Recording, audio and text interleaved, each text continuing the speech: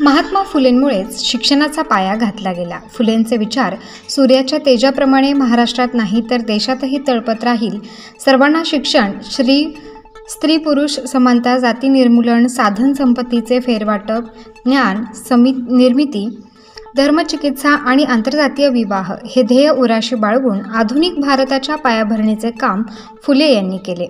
जाती व्यवस्था निर्मूलन चळवळीचे ते खरे जनक आहेत।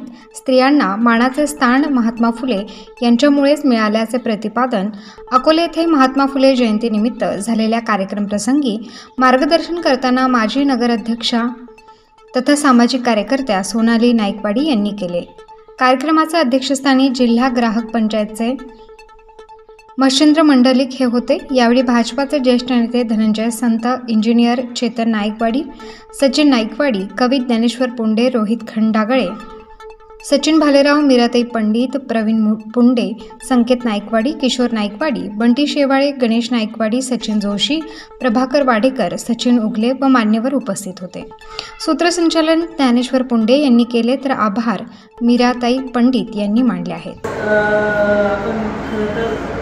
आजचा हा दिवस माझ्या पूर्ण माता भगिनींसाठी अतिशय मोलाचा असा दिवस आहे, कारण की आज जो सूर्य उगवला, ज्या सूर्याचा आज जन्म झाला ते क्रांतीसूर्य ज्योतिबा फुले। खरं तर स्त्री शिक्षणाचा पाया रोवण्याचं काम त्यांनी या महाराष्ट्रामध्ये केलं। सत्य शोधक समाजाचे प्रणेते आणि स्वतःच्या पत्नीला त्या काळामध्ये देखील अगदी सगळ्या समाजाचा, जाती धर्मांचा विरोध पत्करून स्त्री शिक्षणाचा पाया रोवण्यासाठी स्वतःच्या पत्नीला त्यांनी आधी शिक्षण दिले आणि त्याचबरोबर महिलांना देखील शिक्षणाचा पाया रचण्याचं काम खरं तर ज्योतिबा फुले यांनी केलं। मी त्यांच्याबद्दल बोलताना एवढंच म्हणते, कुठल्या तरी समाजाचे किंवा कुठल्या एका राष्ट्राचे नेते नव्हते किंवा एक समाजसुधारक नव्हते, तर ते पूर्ण आपल्या स्त्री जातीला आणि आपल्या सर्व समाजाला एक नवीन विचार, नवीन प्रेरणा देणारे असे त्यांचे विचार होते। त्यांच्या विचारांना प्रेरित हो खरं तर आज आपण सगळे इथे समाजात वावरत असताना आज आपण बघतो की आपण काम करत असताना प्रत्येक क्षेत्रामध्ये कधी शिवाजी महाराजांचा विचार घेऊन, कधी महात्मा फुलेंचा विचार घेऊन, कधी बाबासाहेब आंबेडकरांचा विचार घेऊन आपण समाजामध्ये वावरतो। प्रत्येकाने आपली एक परिभाषा ठेवली आहे की आपण प्रत्येकजण एक विचार, एक आचार घेऊन चाललेलो आहे। परंतु माझी एकच म्हणणं आहे की जे कोणी समाज सुधारक होते, आपण शिवाजी महाराजांना मानणारा एक वर्ग आहे, क्रांतिज्योती सावित्रीबाईंना मानणारा एक वर्ग आहे, जिजामातेला मानणारा एक वर्ग आहे, तर बाबासाहेब आंबेडकरांना नाही मानणारा एक वर्ग आहे। परंतु मी या सर्वांच्या पलीकडे जाऊन सर्वांना एकच विनंती करते की या सर्वांना जाती धर्मामध्ये विभागू नका। तर त्यांनी केलेल्या कामाचं, त्यांनी केलेल्या समाजासाठी केलेल्या योगदानाचं आपण प्रत्येकाने आपल्या अंगी अनुकरण करावं।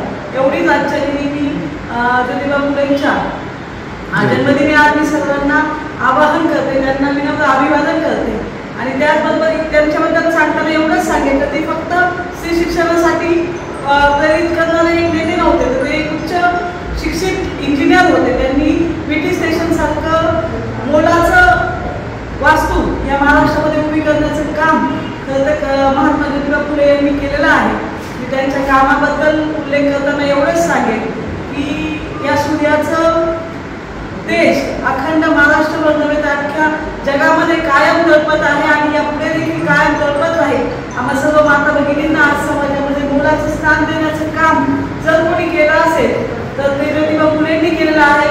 शिवाजी महाराजांनी जिजामाताचे विचार घेऊन आम्ही आज समाजात वावरत असताना क्रांतिज्योती सावित्रीबाई फुले आणि महात्मा ज्योतिबा फुले यांचं योगदान आम्हा स्त्री जातीसाठी जे आहे ते आम्ही कधीही महिला नाकारू शकत नाही। त्यांच्या या योगदानाने आज आम्ही आज तिथे उभे आहोत। आज आमच्यासारख्या महिला समाजामध्ये काम करतात। आज समाजामध्ये आम्हाला मानाचं स्थान जर भेटलं असेल तर ज्योतिबांच्या कार्यामुळेच भेटलं आहे। मी त्यांना माझ्या कुटुंबाच्या वतीने भारतीय जनता पार्टी महिला मोर्चा उत्तरनगर अहिल्यानगरच्या वतीने मी त्यांना विनम्र अभिवादन करते। नगर पंचायतच्या वतीने त्यांना विनम्र अभिवादन करते।